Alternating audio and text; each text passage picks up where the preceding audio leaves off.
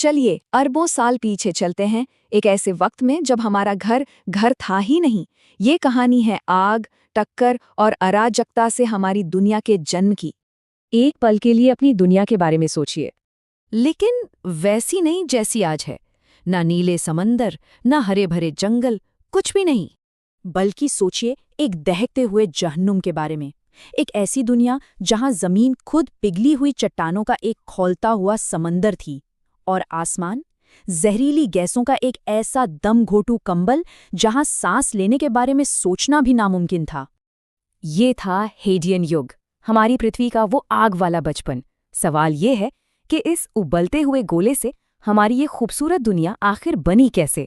यकीन मानिए, इसकी कहानी किसी भी फिल्म से ज्यादा नाटकीय है। आइए जानते हैं। हर अच्छी कहानी की तरह हमारी कहानी की शुरुआत भी होती है सही जगह पर होने से। इसे हमारे सोलर सिस्टम का गोल्डीलॉक्स जोन भी कहते हैं। मतलब एक ऐसी जगह जो सूरज से ना तो इतनी दूर थी कि सब कुछ जम जाए, और ना ही इतनी पास कि सारा पानी भाप बन जाए। ये जगह बिल्कुल परफेक्ट थी। तो आज से लगभग 4.5 अरब साल पहले इसी गोल्डीलॉक्स जोन में एक शुरुआती पृथ्वी ने शक्ल लेना शुरू किया। पर ये वो शांत नीला ग्रह बिल्कुल नहीं था जिसे हम जानते हैं।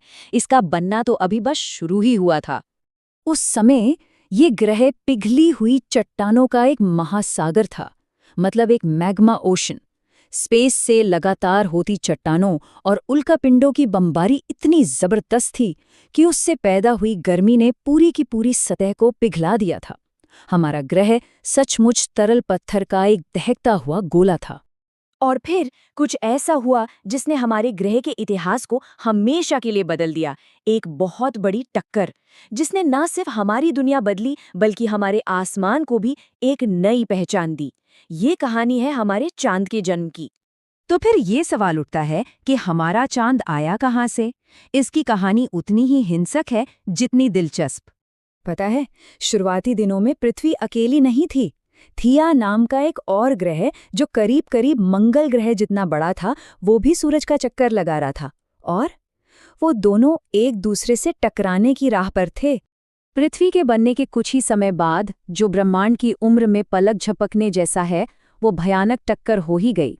इस महाटक्कर ने पृथ्वी और थिया दोनों के बाहरी हिस्सों के परखच्चे उड़ा दिए। ये मलबा पृथ्वी के चारों तरफ एक रिंग की तरफ फैल गया, और फिर धीरे धीरे ग्रेविटी ने इस मलबे को खींचकर एक गोले में बदल दिया। तो अगली बार जब आप रात को चांद देखें तो याद रखिएगा, वो सिर्फ एक चांद नहीं है, वो हमारी पृथ्वी का ही एक टुकड़ा है जो थिया से हुई एक भयानक टक्कर की आग में पैदा हुआ था। अब देखिए, सतह पर तो ये सब ड्रामा चल ही रहा था, लेकिन पिघली हुई पृथ्वी के अंदर गहराइयों में कुछ और भी गजब का हो रहा था। हमारा ग्रह अपनी एक पहचान बना रहा था। इसे ऐसे समझिए, जैसे तेल और पानी को मिलाते हैं, भारी चीजें हमेशा नीचे बैठ जाती हैं ना। पृथ्वी के साथ भी ठीक यही हुआ, लेकिन बहुत बड़े स्केल पर। भारी लोहा और निकल पिघलकर ग्रह के एकदम सेंटर में जमा हो गए, जिससे बना इसका कोर। और जो हल्के पत्थर थे वो ऊपर तैरने लगे, जिससे बने मेंटल और क्रस्ट। और इसी लोहे के कोर ने एक कमाल का काम किया। इसके घूमने से पैदा हुई पृथ्वी की मैग्नेटिक फील्ड, ये एक तरह का अदृश्य सुरक्षा कवच है जो आज भी हमें सूरज से आने वाले खतरनाक रेडिएशन से बचाता है। इसके बिना शायद यहाँ जिंदगी कभी पनप ही नहीं पाती। पर तबाही का दौर अभी खत्म नहीं हुआ था। हमारे सौर मंडल में एक बार फिर से उथल पुथल मची। इस दौर को कहते हैं लेट हेवी बॉम्बार्डमेंट, यानी भारी बमबारी का आखिरी दौर। इसकी वजह थे हमारे सौर मंडल के दो सबसे बड़े ग्रह बृहस्पति और शनि। उनकी ग्रेविटी की खींचतान ने एस्टेरॉयड बेल्ट में भगदड़ मचा दी। नतीजा, एस्टेरॉयड्स और धूमकेतुओं की एक फौज सीधे हमारी पृथ्वी की ओर चल पड़ी, और फिर से एक भयानक बमबारी का दौर शुरू हो गया। लेकिन देखिए, इस तबाही में ही जिंदगी का सामान छिपा था। कहानी में एक बड़ा मोड़ ये आया कि इन्हीं बर्फीले धूमकेतुओं और एस्टेरॉयड्स ने पृथ्वी को उसका सबसे कीमती खजाना दिया, पानी और जिंदगी के लिए जरूरी ऑर्गेनिक मॉलिक्यूल्स। मतलब जीवन की पहली ईंट शायद अंतरिक्ष से ही आई थी। जैसे जैसे ये बमबारी थमी और पृथ्वी ठंडी होने लगी, ज्वालामुखियों और धूमकेतुओं से आया सारा पानी भाप बनकर वायुमंडल में जमा हो गया, और फिर बारिश शुरू हुई। ऐसी बारिश जो शायद हजारों लाखों सालों तक नहीं रुकी। एक ऐसी मूसलाधार बारिश जिसने पूरी पृथ्वी को ढक लिया और धीरे धीरे दुनिया के पहले महासागरों को भर दिया।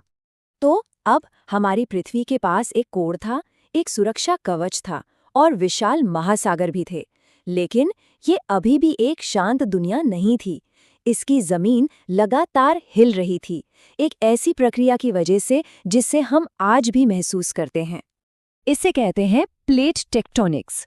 इसका मतलब है कि पृथ्वी की जो ऊपरी ठोस परत है वो कई बड़ी बड़ी प्लेटों में टूटी हुई है और ये प्लेटें नीचे की पिघली हुई चट्टानों पर तैरती हैं, बिल्कुल वैसे ही जैसे किसी झील पर बर्फ के टुकड़े तैरते हैं। पृथ्वी के कोर से उठने वाली गर्मी इन प्लेटों को लगातार हिलाती है। जब ये प्लेटें टकराती हैं तो हिमालय जैसे पहाड़ बन जाते हैं। जब ये दूर जाती हैं तो नए समंदर पैदा होते हैं। और जब एक प्लेट दूसरी के नीचे धंसती है तो ज्वालामुखी फटते हैं। हमारी पृथ्वी आज भी खुद को बदल रही है। तो अब स्टेज पूरी तरह से तैयार था। एक ऐसी दुनिया जो आग और टक्करों से बनी थी, जिसके पास अपना एक सुरक्षा कवच था, गहरे समंदर थे और जिसकी जमीन खुद जिंदा थी। और उन्हीं शुरुआती समंदरों के गर्म पानी में कोई हलचल शुरू हो रही थी, जीवन। और ये इस ग्रह की कहानी का अब तक का सबसे बड़ा अध्याय है।